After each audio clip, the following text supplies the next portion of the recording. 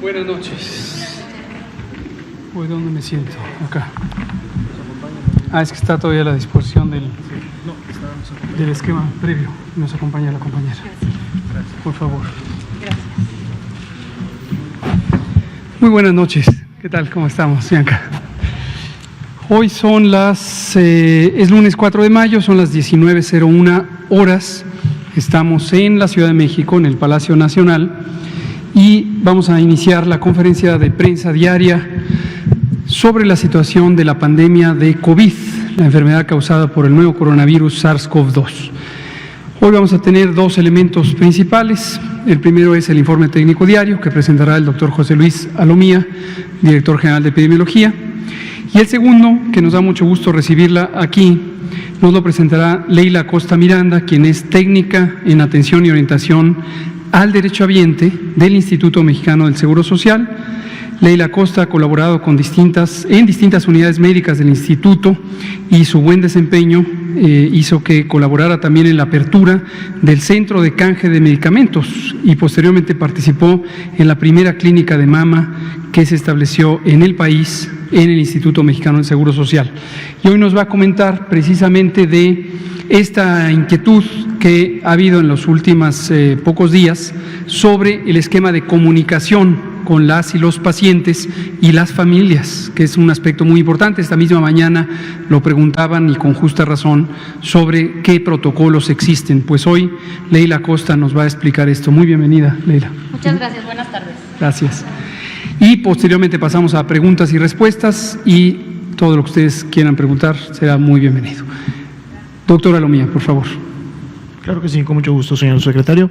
Muy buenas noches con todas y con todos. Vamos a presentar en la parte del panorama, recordando siempre que nos encontramos el día de hoy en el día 43 de la Jornada Nacional de Sana Distancia. Nos queda todavía prácticamente todo lo que resta del mes de mayo para la gran cantidad de municipios en el país de tener este resguardo de la Jornada Nacional de Sana Distancia, y nos encontramos pues esta noche en la conferencia vespertina número 66. Ya son 66 las conferencias que hemos podido con mucho gusto compartir, muchas de ellas con todos ustedes. Vamos a la primera diapositiva del panorama internacional, en donde vemos cómo sigue siendo solo una tercera parte de los casos activos de toda la pandemia en el mundo. 33% son los casos confirmados en los últimos 14 días, y podemos ver cómo la región de las Américas concentra más de la mitad, pues prácticamente pasando la mitad, 50.7% del total de todos los casos que se han confirmado en todo el mundo en los últimos 14 días. Por lo tanto, la pandemia se encuentra ahora activa y concentrada en la región de las Américas, y vemos también cómo día con día continúa disminuyendo los casos activos en la región de Europa. 7.0% la tasa de letalidad global, la cual también se fue incrementando en las últimas semanas, de lo que veníamos dando seguimiento desde que inició la pandemia. En la siguiente diapositiva actualizamos las cifras para el día de hoy en relación a la estadística en el país. 24.905 son los casos confirmados acumulados, es decir, desde que se confirmó el primer caso, siendo una tercera parte de ellos, 6.696, los casos activos, es decir, aquellos que iniciaron síntomas en los últimos 14 días y que por lo tanto representan lógicamente la epidemia activa en México. 13.143 casos que todavía mantienen la clasificación de sospechoso. Algunos de ellos serán descartados de seguro por la prueba de laboratorio, pero un buen porcentaje de ellos también será confirmado, dado que, como ya veíamos la semana pasada, el porcentaje de positividad se encontraba ya alrededor del 50%. Son 2.271 defunciones las que lamentablemente también han ocurrido a causa de las complicaciones que genera COVID-19. 61.993 las personas que han dado negativo a la prueba de SARS-CoV-2 y el día de hoy pues estamos superando más de 100.000 las personas que han sido estudiadas, que en su momento han sido clasificadas como casos sospechosos y que en un punto de su investigación pues han sido lógicamente catalogadas en los grupos previos o en los números previos que acabamos de mencionar. En la siguiente diapositiva, por favor, podemos ver la distribución de esa carga acumulada, de esos 24.905 casos en el país, y vemos cómo pues prácticamente el país está pintado de rojo intenso cuando vemos cómo se han acumulado estos casos desde que inició la epidemia en México el mes de febrero. Pues lógicamente esto se ha ido dispersando y ahora son más las entidades federativas que empiezan a tener al menos 500 o más casos, y por eso vemos el mapa de este color, y vemos cómo los estados que en su momento tenían en las últimas semanas la transmisión más activa continúan también con esta tendencia, dado que Baja California, Sinaloa, Estado de México, Ciudad de México, en su momento Tabasco, todos ellos están con grandes cargas de actividad. En la siguiente diapositiva vemos esta misma carga de enfermedad acumulada, pero ahora distribuida en orden descendente, y siempre lo hemos comentado, las poblaciones que en su momento, los estados que concentran la mayor población en el país, es decir, al haber mayor densidad poblacional, explica también por qué en su momento puedan tener un incremento más importante en la carga de enfermedad, es decir, en la cantidad de casos confirmados. Ahorita veremos el mapa por tasa de incidencia para ver un poco cómo esta distribución va a ser más comparativa. En la siguiente diapositiva veremos precisamente el mapa de la epidemia activa en México. Estamos hablando de esos 6.696 casos confirmados que iniciaron con síntomas en los últimos 14 días.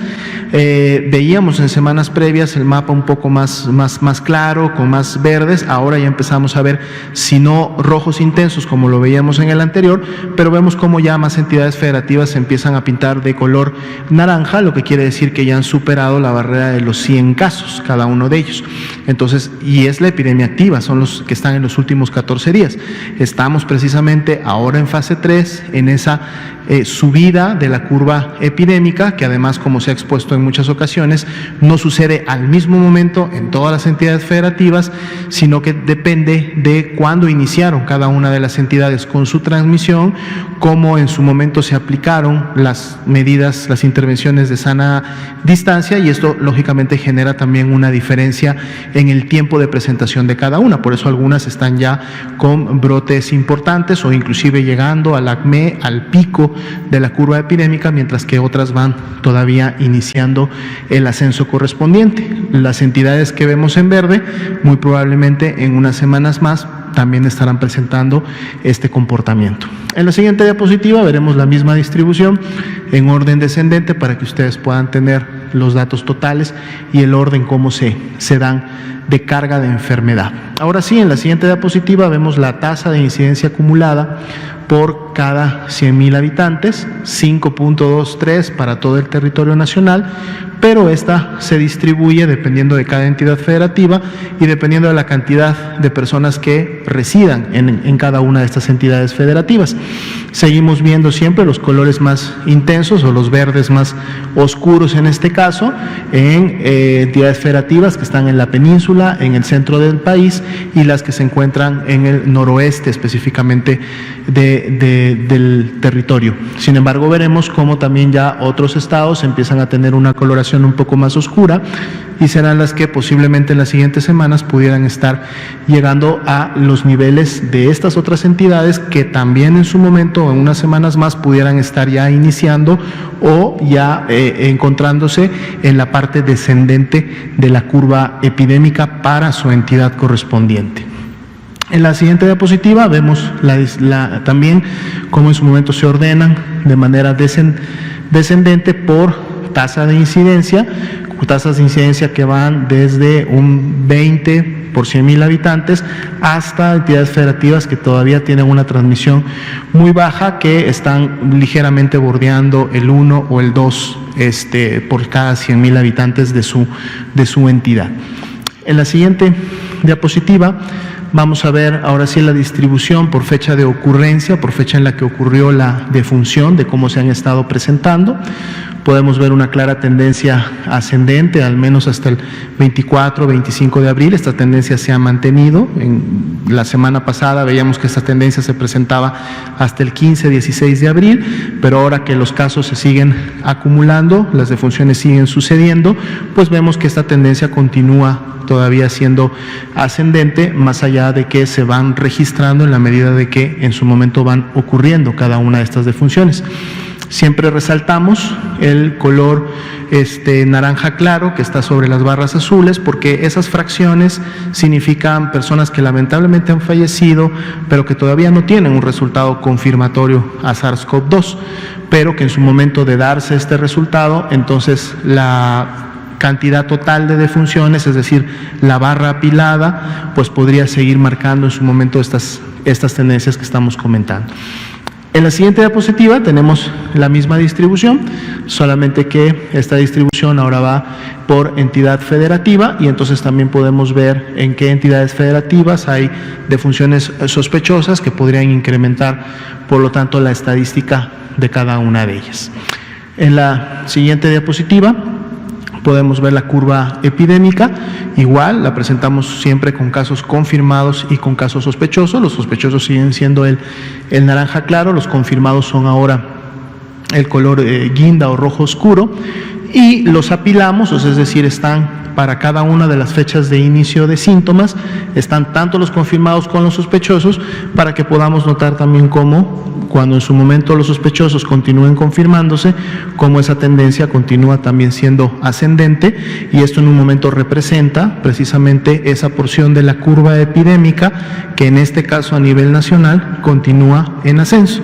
Estamos precisamente en la fase 3, en ascenso de esta curva epidémica, que para este momento es la sumatoria de todos los casos confirmados y sospechosos que se está dando en esas 5 o 6 entidades federativas que en este momento están llegando a sus picos epidémicos como tal. En la siguiente diapositiva veremos la carga acumulada de casos confirmados. Ahí están los 24.905 casos confirmados.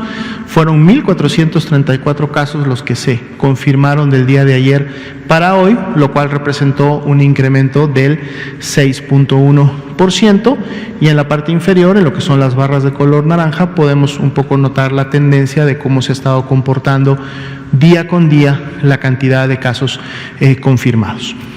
Enseguida pasamos ahora a revisar lo que es la ocupación y la disponibilidad hospitalaria, que es un dato y es una herramienta importante ahora en fase 3, porque si recuerdan, en fase 3, al incrementarse precisamente la cantidad de casos confirmados, se incrementa a su vez la cantidad de casos que requieren hospitalización, es decir, que presentan una evolución que puede ser tórpida, que puede ser a la gravedad, y por lo tanto necesitan una cama de hospital, y muchos de ellos necesitarán también una cama especializada en una unidad de terapia intensiva o de cuidados intensivos. Por lo tanto, es importante en fase 3 poder mantener un seguimiento muy puntual de cómo se está comportando esta ocupación o esta disponibilidad, porque el poder siempre tener una cama disponible para que una persona la pueda usar y pueda recibir la atención correspondiente, pues repercutirá definitivamente en una mejor intervención hospitalaria que permita salvar cada vez más vidas.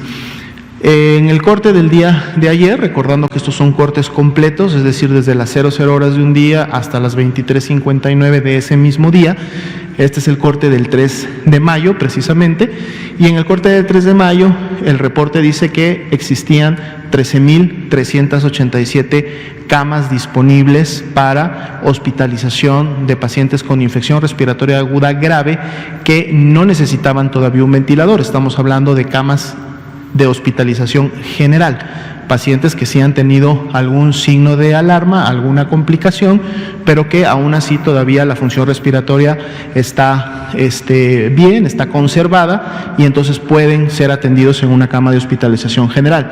Y de este mismo grupo, 6.222 camas se encontraban ya ocupadas o siendo utilizadas para una de estas personas. La proporción es del 31%. Si recuerdan, cuando iniciamos con este reporte, iniciamos con una ocupación del 20%, ahorita estamos ya en una ocupación del 31%, y esto lógicamente también representa un incremento y cómo la epidemia está evolucionando en México. Son 674 los hospitales que notifican a la red IRAG, y mantenemos una tasa de notificación, porcentaje de notificación del 95%. Este porcentaje se ha mantenido ya durante varios días, lo que quiere decir que la gran mayoría de las unidades han estado reportando a este sistema. Ese 31%, en la siguiente diapositiva, vamos a verlo distribuido en toda la República y para cada una de las entidades. Aquí al fondo, en la última barra de la derecha, ahí tenemos el 31% que estábamos mencionando en la diapositiva anterior, que es lo nacional.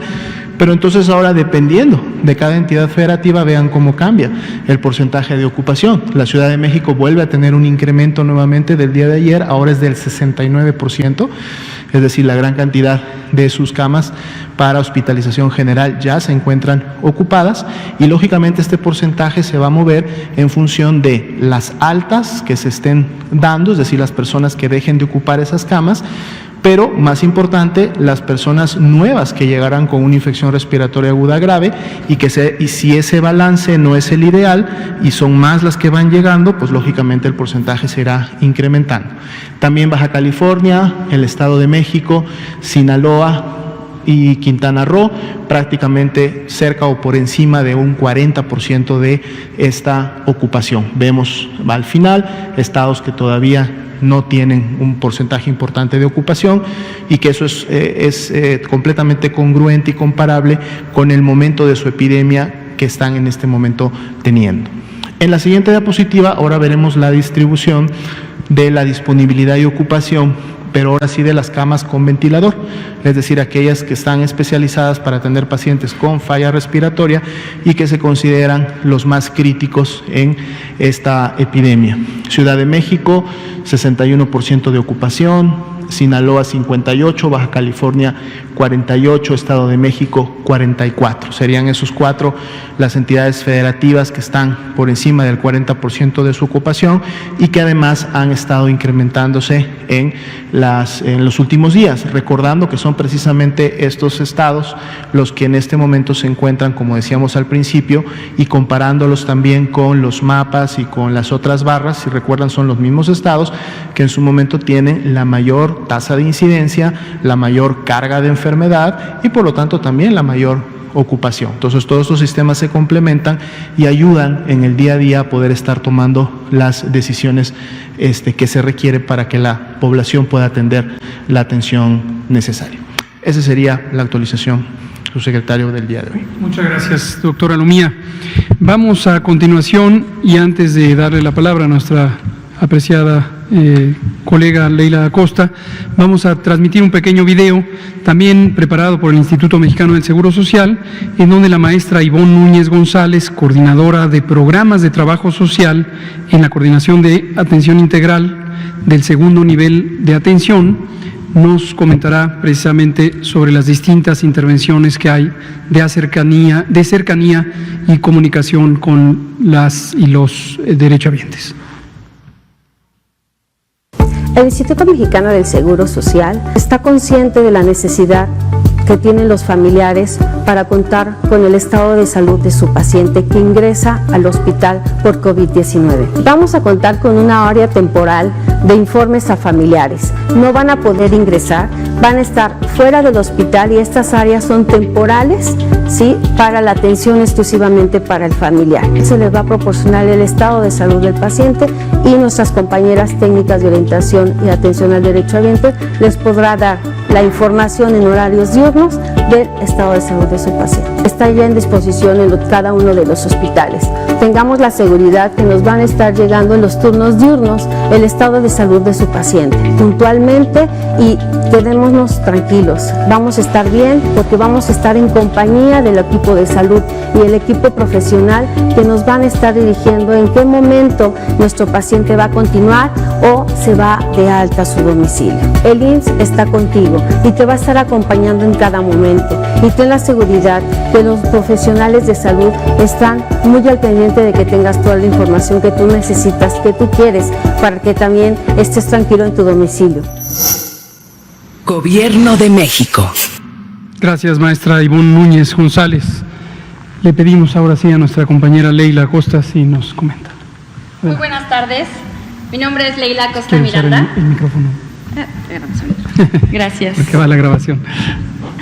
Mi nombre es Leila Acosta Miranda. Yo estoy en el Hospital Regional número 1 en la Ciudad de México, en la Colonia del Valle.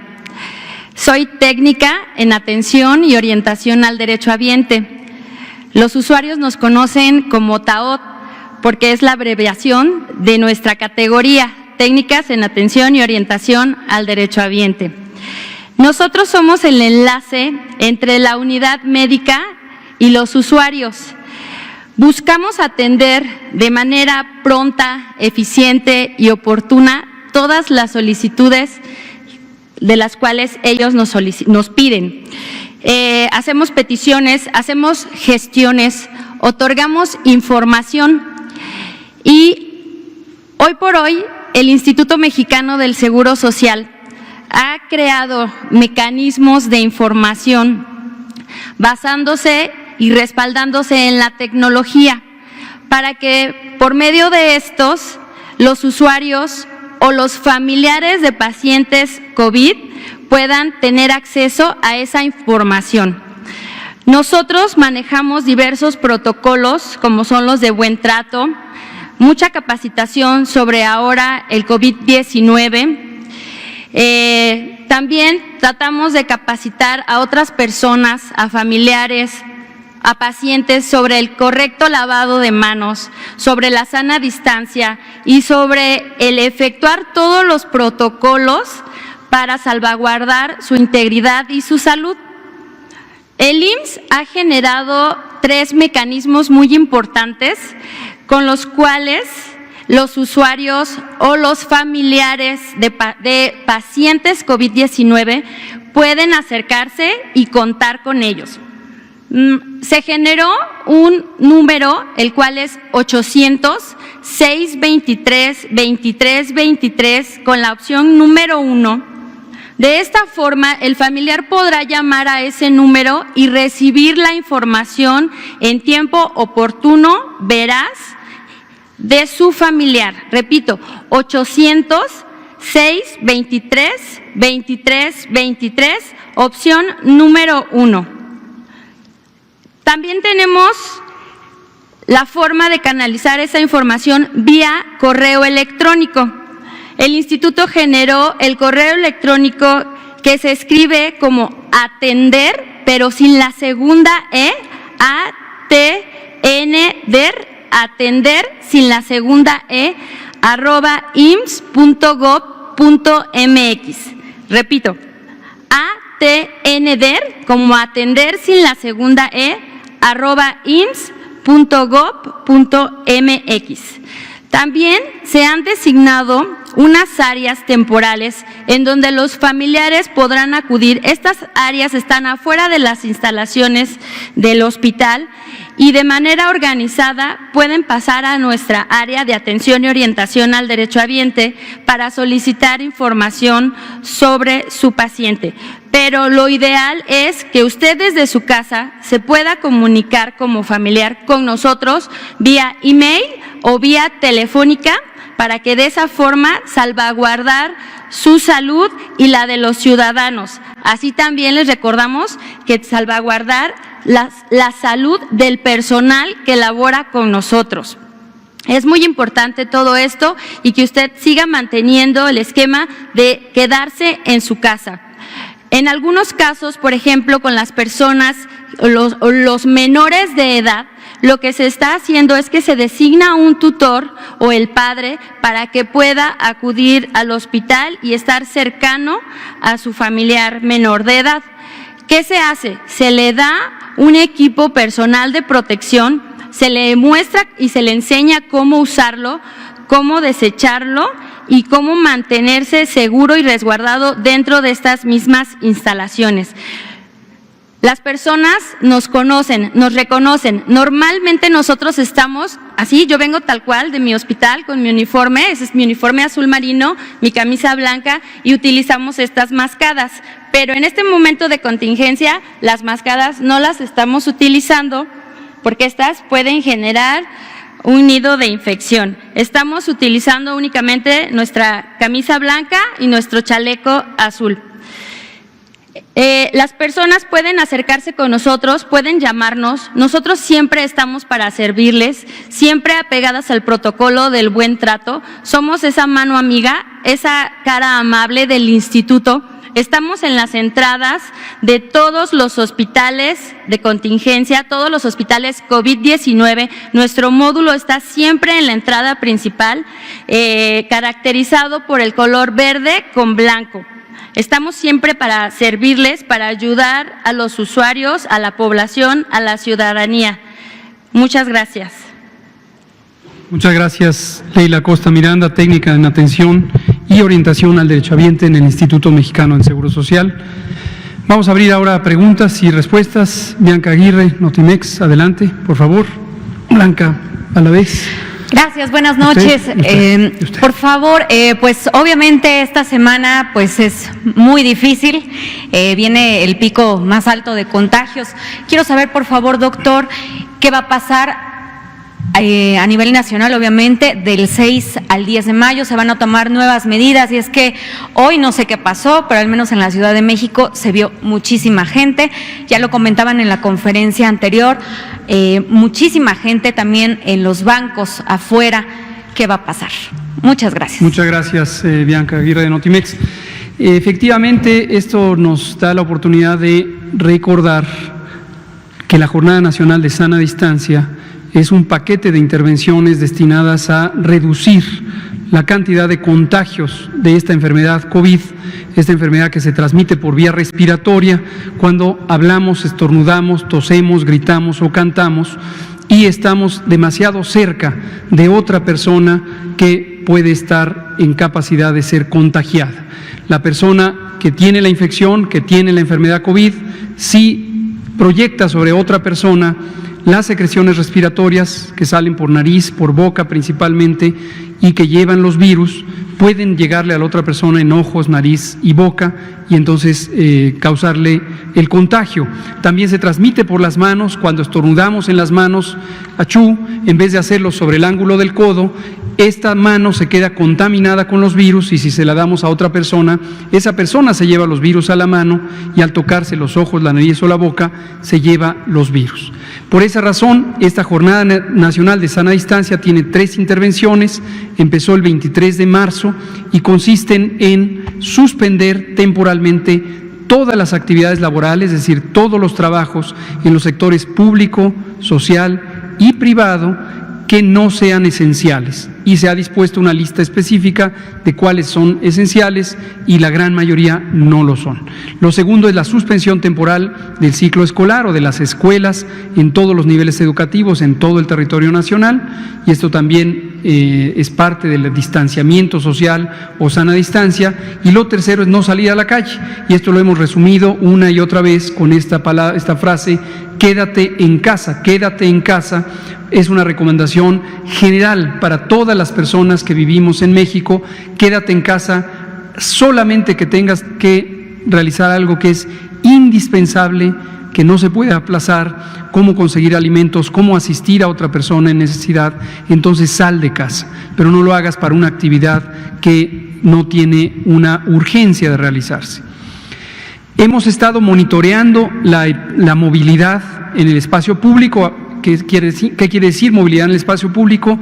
Que las personas salgan de su casa y se movilicen, ya sea en auto, en transporte público o caminando, en la calle, en las plazas públicas, en puntos de reunión que pudieran todavía permanecer abiertos, incluso en casa de familiares o amigos. Con solo movilizarse, desplazarse y encontrarse con otras personas pueden contribuir a la transmisión. Y finalmente, ¿cuál es lo que no queremos que ocurra? Que al tener esta movilidad en el espacio público existan más contagios. Estamos efectivamente en la fase crítica, la fase más alta de la transmisión, en donde estamos teniendo una cantidad muy grande de casos nuevos todos los días. Los casos nuevos que documentamos hoy se originaron en contagios de la semana pasada, porque el periodo de incubación de este virus es de, en promedio, 7 días. La movilidad que veamos hoy se va a presentar como casos de la siguiente semana. Entonces, todo lo que hagamos hoy es para beneficiar a lo que ocurra mañana, pasado mañana, dentro de una semana. La capacidad instalada de los servicios de salud, esto es decir, cuántas camas, cuántos ventiladores, cuánto personal existe en las unidades de salud, particularmente las hospitalarias, es una capacidad limitada. En la fase de preparación, que para México empezó desde el 15 de enero, tomamos una ruta, un plan de expansión de capacidades, y esta expansión de capacidades se basa en la reconversión hospitalaria. Esto quiere decir reorganizar físicamente los hospitales, dotar de nuevos espacios para el uso de camas de terapia intensiva en zonas de hospitalización general, cancelar o posponer las cirugías y los procedimientos no prioritarios que pueden esperar sin poner en riesgo, desde luego, la seguridad, la salud y la vida de las personas, pero para que haya espacios disponibles para la atención de COVID. Y llegado a este punto, también se han instalado espacios temporales, en algunos casos con la colaboración del sector privado, como esta unidad que existe en la Ciudad de México, en la zona norte, es un espacio temporal. También el Instituto Mexicano del Seguro Social está procediendo a la instalación de un espacio semejante en el Autódromo de la Ciudad de México, y asimismo también se firmó un convenio con el sector privado a través de la Fundación Mexicana para la Salud para que los y las pacientes, en principio del Instituto Mexicano del Seguro Social, pero pueden también acudir pacientes no derechohabientes o derechohabientes de las otras instituciones de seguridad social que tienen ciertas enfermedades de alta frecuencia, se puedan atender en instalaciones privadas, sin costo, porque las instituciones a las que tienen derechohabiencia pagan en una tarifa fija que fue pactada y fue acordada en este convenio. Todo esto nos ha permitido más que duplicar la capacidad instalada. Esta es la que informamos precisamente en lo que acaba de señalar el doctor Alomía, y tenemos en algunos casos en las ciudades más afectadas, concretamente en la Ciudad de México, una reserva que está en el 30%, en otras entidades existe hasta el 60%, y a nivel nacional tenemos una ocupación todavía limitada, todavía hay reserva. Entonces, ¿qué va a pasar en las siguientes semanas? Que se va a seguir presentando este patrón de gran cantidad de casos. En algunas situaciones puede ser que se vea rebasada la capacidad de un hospital en concreto, y hemos instaurado los mecanismos para que se redistribuyan los pacientes. El viernes pasado, con el director del Instituto Mexicano del Seguro Social y la jefa de gobierno de la Ciudad de México, la doctora Sheinbaum, explicábamos que el IMSS abrió sus puertas para que temporalmente y con base en su ley pueda recibir a pacientes no asegurados durante esta fase crítica de la contingencia. Entonces, esto es lo que pasa, y la recomendación sigue siendo la misma: quédate en casa, no contribuyas a que te contagies ni que tú contagies a los demás. Pero no implementar nuevas medidas, además de que quédate en tu casa, es decir, destaco mucho, sigue habiendo mucha movilidad por parte de la gente, no entienden que deben de quedarse en casa. Sí, yo no diría necesariamente que no entiendan, y aquí quiero hacer un reconocimiento y un señalamiento de agradecimiento a la población, al pueblo de México, por su enorme capacidad de responder ante un reto como este con disciplina, con entrega, con solidaridad.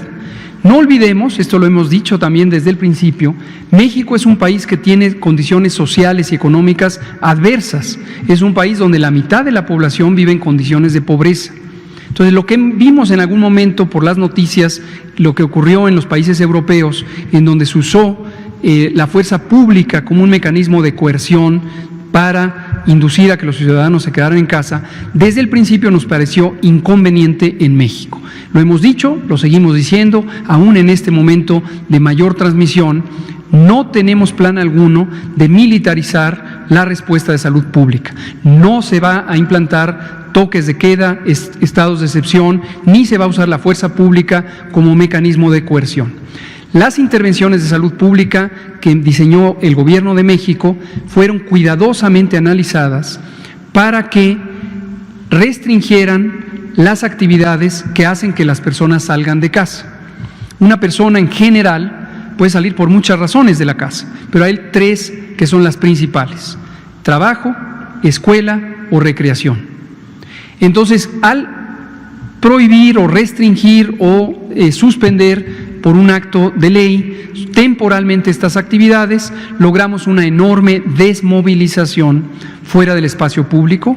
Hemos tenido en promedio cerca del 68% a nivel nacional, con variación en los distintos estados, pero con una reducción bastante significativa. De la movilidad que queda, lo ideal es que no ocurra, y volvemos a hacer el llamado a la población para que visualicen que en la medida en que no salgan, estarán más protegidas y protegidos. Y es de especial interés que las personas adultas mayores de 60 años, las embarazadas y las personas que padecen enfermedades crónicas, tales como diabetes, hipertensión, obesidad, tabaquismo, enfermedad pulmonar o cardíaca crónicas, cáncer, viven con VIH o tienen cualquier causa de inmunosupresión, son las que están en mayor peligro, mayor riesgo de complicarse si presentan esta enfermedad conocida como COVID. Pero además, volvemos a hacer el llamado, y de aquí lo vamos a estar haciendo todos los días, de que esta enfermedad puede causar una gran sorpresa por la rapidez en la que evoluciona.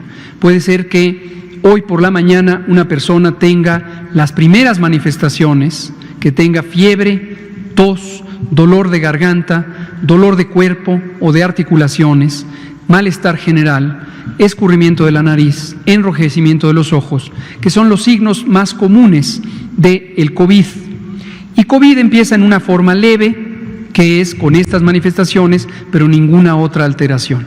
Y puede ser que en pocas horas algunas personas empiecen a tener dificultad para respirar, o sencillamente se sientan cada vez más fatigadas, o se aprecie que están pálidas o de una coloración oscura, al contrario de la piel, porque no están teniendo una oxigenación suficiente. ¿Cuál puede ser la razón? Que hay un daño pulmonar agudo en ambos pulmones, se ha extendido la infección y ha causado un daño por inflamación en los pulmones. Y esto impide que los pulmones cumplan su función principal, que es oxigenar la sangre, y esto hace que no puedan respirar. Esto, cuando ocurre y se mantiene por algunas horas, causa un fenómeno que médicamente se llama fatiga respiratoria. Fatiga respiratoria es que la persona, sin percatarse, estuvo respirando con mayor intensidad y con mayor frecuencia, a una mayor velocidad, hasta que llega un punto que su organismo no lo soporta y entonces necesita de manera urgente apoyo ventilatorio con una máquina que se llama ventilador mecánico. Y esto no queremos que ocurra, por eso hacemos este señalamiento de que esta enfermedad puede sorprender a las personas, no hay que tomarla a la ligera, es una enfermedad que puede ser grave, muy grave o incluso letal. Muchas gracias, Bianca, por su pregunta. Blanca Valadez, usted y por acá con la compañera. Buenas tardes, subsecretario. Buenas tardes a todos. Ayer comentaba que entre el 13 y 15 de mayo podría darse una tasa aproximada de 1,800 intubados y en un escenario más severo serían 2,800 intubados. Saber si contamos con estos ventiladores mecánicos para atender este modelo que usted está advirtiendo que puede haber de personas, o por esta movilidad que estamos viendo por razones diversas se puede todavía disparar. También preguntarle, en una entrevista que usted dio en un periódico extranjero, comentaba que podría haber hasta 8,000 decesos en esta pandemia. No sé si es exacto, saber si nos puede decir exactamente si sería esa cantidad. Y nada más por último, ayer hablaba del número de positividad de las personas, es decir, estamos en el 5.4%, es decir, de 10 personas, 5 estarían contagiadas con COVID, ¿o cuál sería la positividad? Gracias. Con mucho gusto, muchas gracias, Blanca, por estas preguntas. Sobre la última, este 5.4 es por 100,000 habitantes, o sea, de cada 100,000, 5.4 tienen COVID en este momento. Y esta cifra ha ido cambiando precisamente conforme aumenta el número diario de casos, lo que de manera simple le llamamos el aumento de la curva o el ascenso de la curva. Vemos que ha ido creciendo y en este momento, al corte de ayer, o de hoy en la tarde más bien, tenemos 5.4 personas por cada 100,000 que habitan en México tienen COVID en los últimos 14 días. Sobre la estimación de mortalidad, sí, sigue siendo la que hemos proyectado.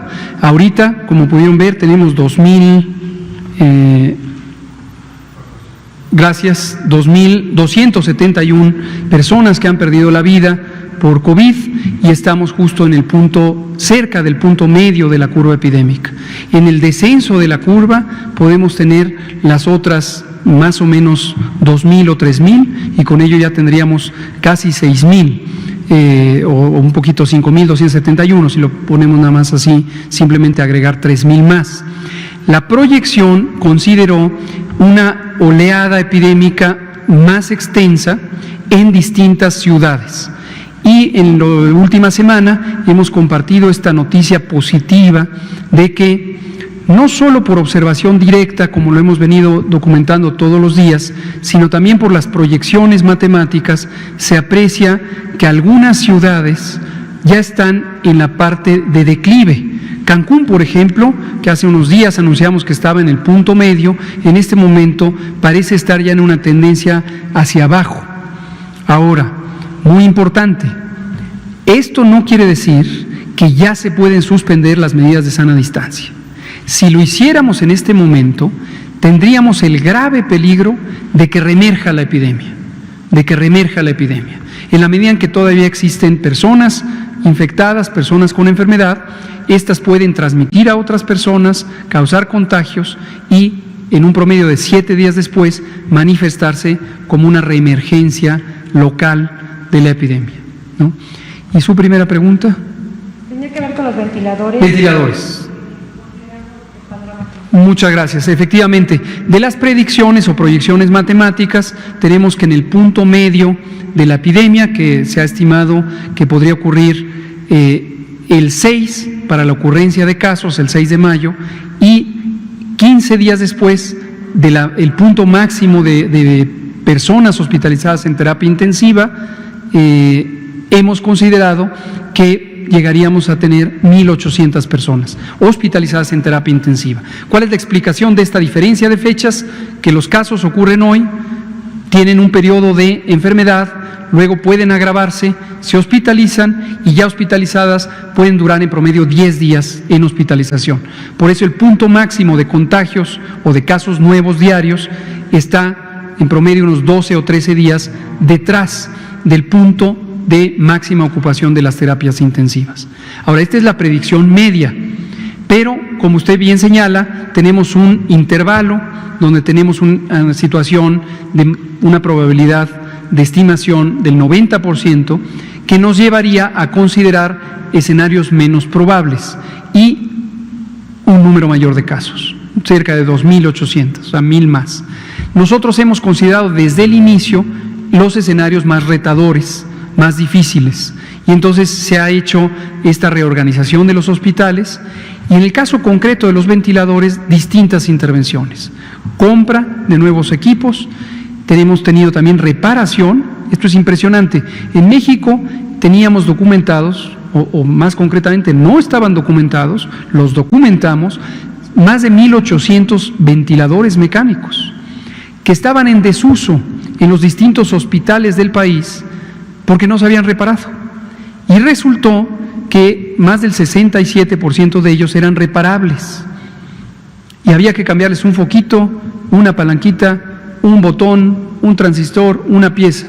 Y entonces, con el apoyo de la Secretaría de Marina, que tiene una muy sólida unidad de ingeniería biomédica, y posteriormente con contratos a 2 empresas que son fabricantes de los ventiladores, los hemos puesto a reparación. En este momento no tengo el dato concreto de cuántos ya se lograron reparar, íbamos en más de 280. Mañana en el Pulso de la Salud vamos a informar, que es el corte semanal, de estos avances. Y un tercer elemento que ha sido muy importante es la reorganización del uso de los ventiladores con un esquema solidario entre instituciones. Por ejemplo, hasta hace unos días, el viernes en concreto, la Coordinación de Institutos Nacionales de Salud, el doctor Gustavo Reyes Terán, su titular, comentaba que se necesitarían 150 ventiladores en los institutos y hospitales federales para que pudiera culminar otro ciclo de reorganización hospitalaria. El maestro Zoe Robledo, titular del Instituto Mexicano del Seguro Social, en un acto solidario que le caracteriza, dijo: con mucho gusto el IMSS presta temporalmente estos ventiladores para que se haga la reorganización. También esto, la buena noticia de que la epidemia se presenta en parches y no en forma uniforme en todo el territorio, nos ha permitido redistribuir, principalmente en las instituciones nacionales de salud, ventiladores desde ciudades que en este momento no los necesitan y que tenemos además predicciones de cuándo podrían necesitarlos. Los hemos traído aquí, se usan aquí, obviamente en el momento en que esas ciudades pudieran necesitarlos, con antelación, y que aquí ya bajara la transmisión, se van para allá. Es más o menos el esquema que hemos seguido. ¿Garantizado? Sí, así es. Definitivamente hemos hecho este esfuerzo múltiple y aquí estoy muy agradecido con los colegas de todo el sector salud y también fuera del sector salud. Destaco en particular al canciller Marcelo Ebrard, que nos ha estado ayudando en la parte de la adquisición y que no se me olvide, también tuvimos un esquema de facilitación por parte del gobierno de Estados Unidos, que precisamente fue preparado por la Cancillería y finalmente culminó en 1 o 2 llamadas entre los presidentes de nuestro país y de Estados Unidos. ¿Manda usted? Se contempló 1,000, igual mañana les comento yo el dato, o el maestro Juan Ferrer, de cuál es el número exacto que en este momento ya han sido transferidos a México.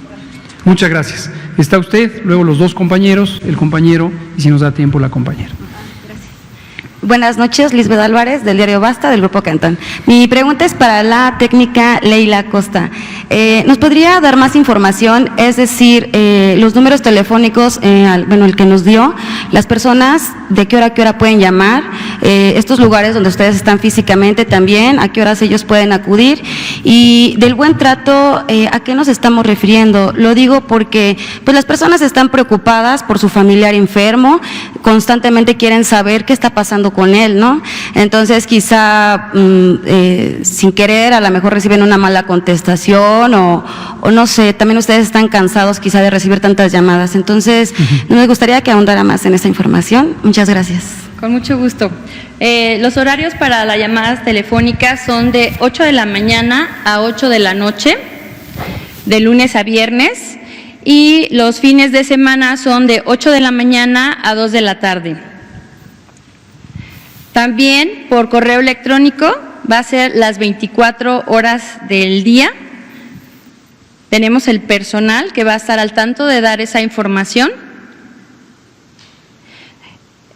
Nos encontramos también de manera presencial en las unidades hospitalarias con horarios 24 horas completas, turno matutino, turno vespertino y jornadas acumuladas en los hospitales COVID-19. Entonces, hay personal las 24 horas del día para atender las peticiones de los usuarios.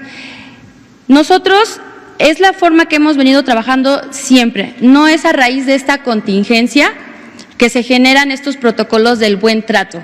Nuestra área es reconocida precisamente por ser ese vínculo entre la parte operativa del hospital y el usuario o el derechohabiente. Mucha gente nos tiene identificados o identificadas porque nosotros tratamos de dar en la mayor parte posible, dar solución a las peticiones.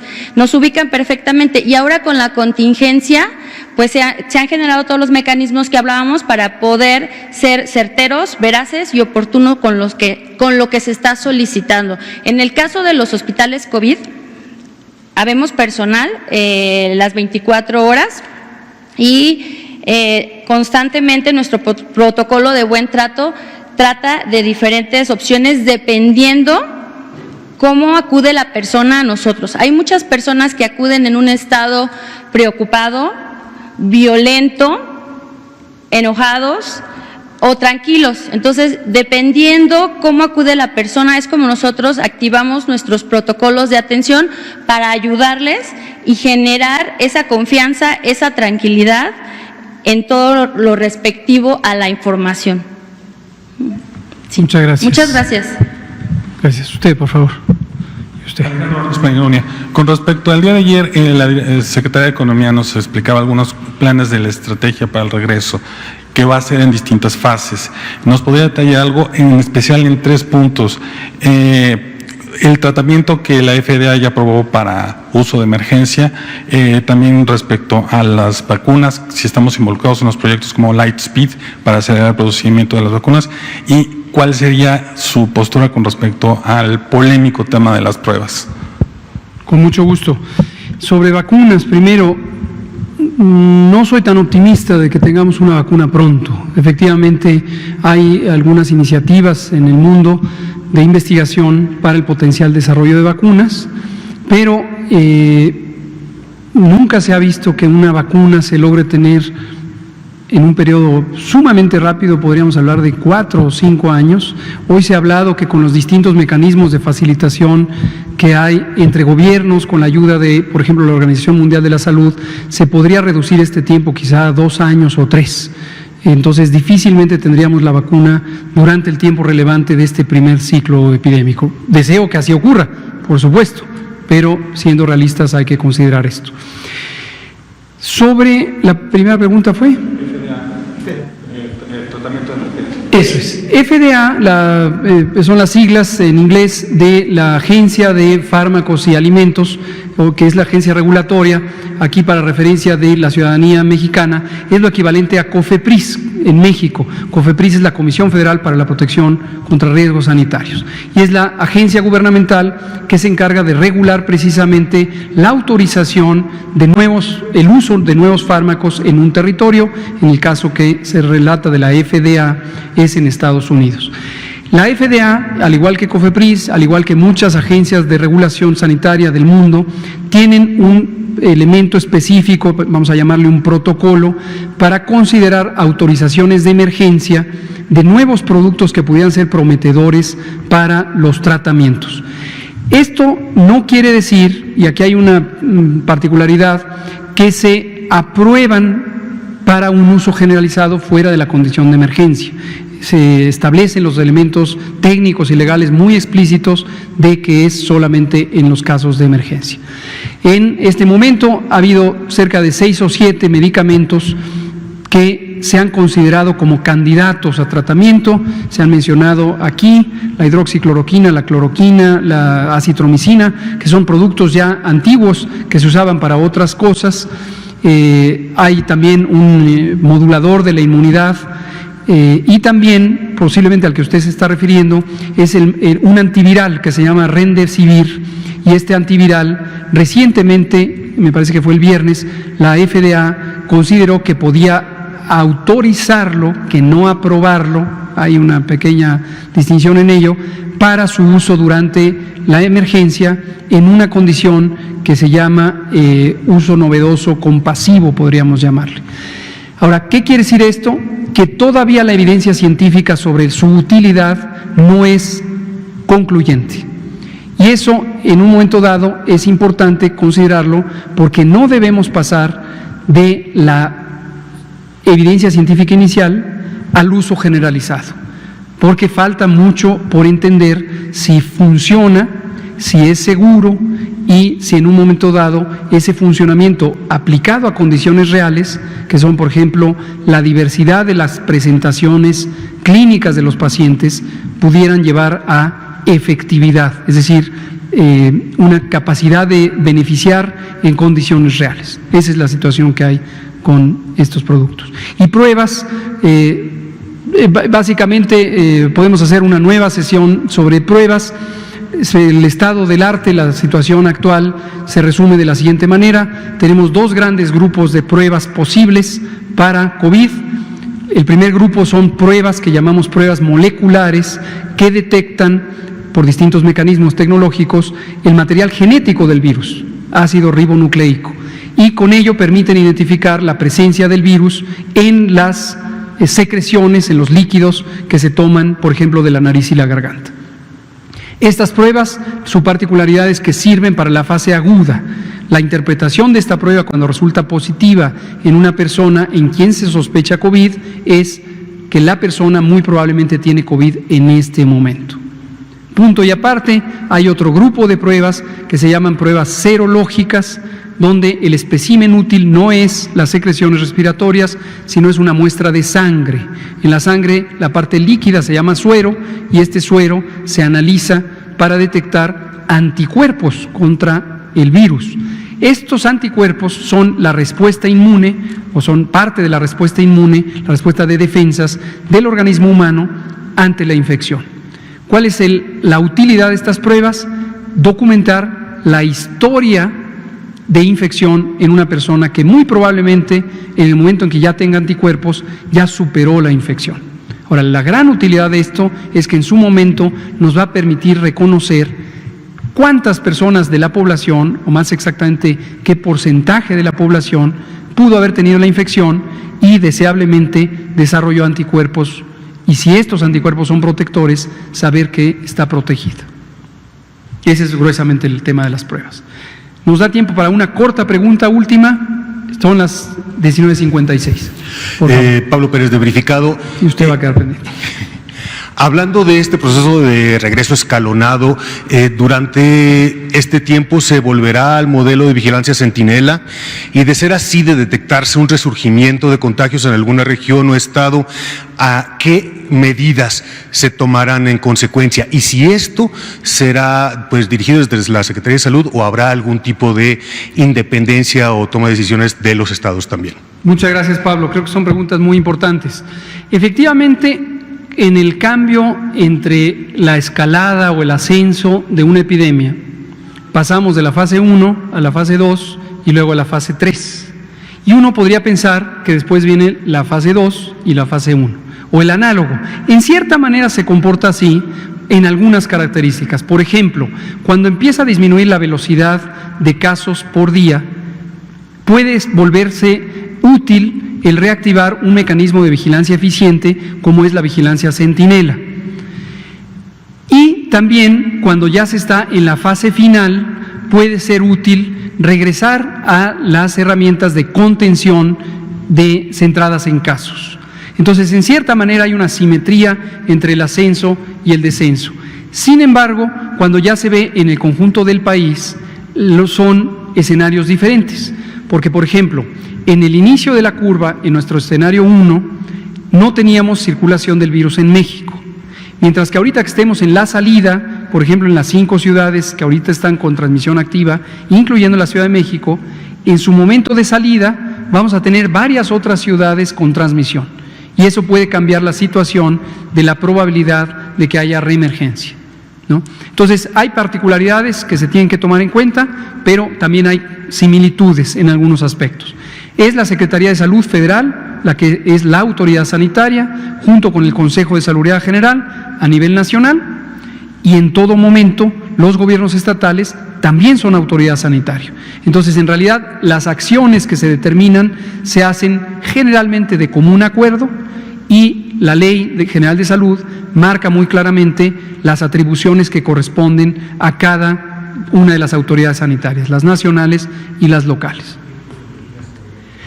Las medidas que se pueden implantar son precisamente en los territorios o zonas o ciudades o incluso segmentos de los territorios que pudieran estar empezando en la fase de ascenso, van a ser muy parecidas a las que se instauraron al inicio, pero aprecio mucho su pregunta, porque una diferencia muy importante es que ya no vamos a tener, lo más probable, ojalá no necesitemos intervenciones generalizadas. Ojalá, porque básicamente si reemergiera la epidemia con la intensidad de su inicio, sí necesitaríamos intervenciones generalizadas. De no ser así, lo que podríamos hacer es focalizar, segmentar la movilidad entre comunidades que tienen alta transmisión y baja transmisión, y de hecho esto fue la instrucción que dio el Consejo de Salubridad General hace un par de semanas, y hemos estado trabajando con los grupos de asesoría técnica que coordina CONACYT, con un esquema muy interesante que utiliza información sobre la conectividad entre comunidades para tener esquemas de interrupción temporal de esa conectividad para evitar que haya transmisión de una zona de alta propagación hacia una zona de menor propagación. Muchas gracias, Pablo. Me parece que aquí acabamos, son las 20 horas en punto. Les agradezco su atención. Muchas gracias.